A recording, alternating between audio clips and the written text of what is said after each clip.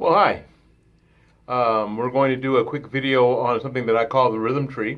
And the rhythm tree is just a way to show you how the relationship between notes are.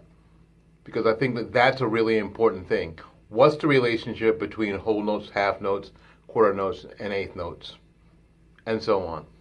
So let's start off with our friend the whole note. Our friend the whole note,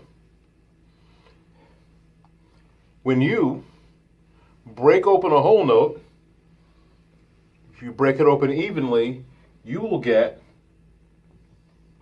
two half notes. Two half notes. Now, if you take each of those half notes and break them open evenly, excuse me. Not everything's always perfect, right? You will get two quarter notes per half note.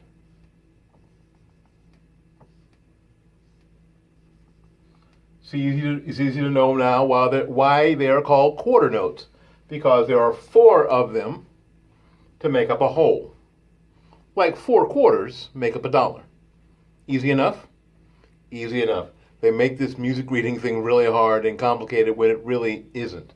Now, so for those of you who want to know the arithmetic or arithmetic relation to these notes, is that at every level, we have the whole note level, the half note level, and the quarter note level.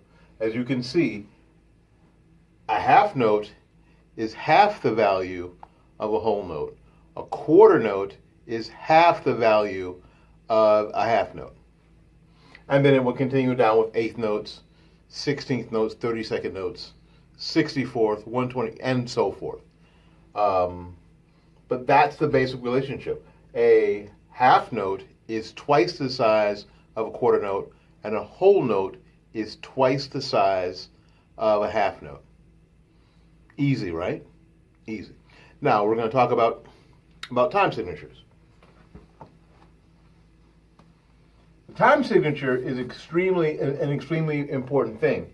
Normally you see the time signature after, that's a really horrific treble clef, but there's a space, and then you'll see two numbers.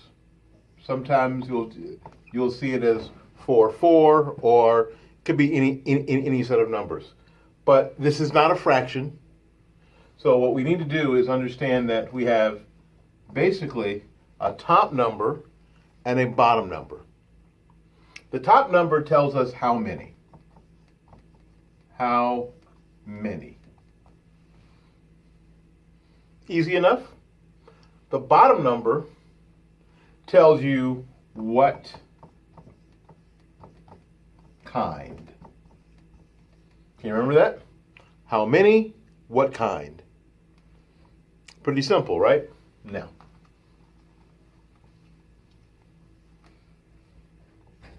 you may see basically any number on the top. Let's use 3. 3 on the top. Now, on the bottom, you're only going to see certain numbers.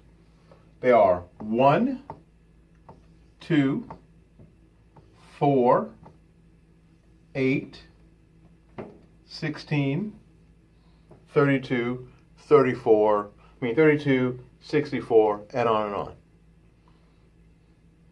Now, the bottom number is really the key. It tells us in a code what kind of note gets one count. So let's use the one that we see the most. The one that we see the most is 4.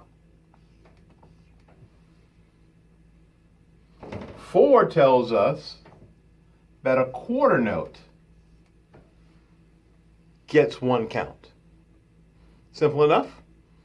So there are 3 counts in every measure, and a quarter note gets one count.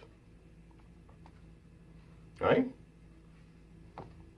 So we have a total of 3, and we divide it up. The quarter note gets one count. So in a 3/4 measure, do this real quick, you can have 3 quarter notes, right? Or you could have a half note and a quarter note, right? Because this is one count, this is one count, this is one count, and that equals 3. This is 2 counts, this is 1 count, and that equals 3, or any combination thereof. Make sense? There you go.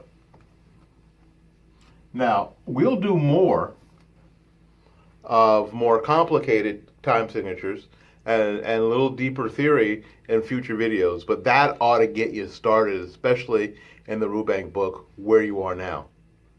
Thanks so much for tuning in. We'll catch you in the next video. Peace.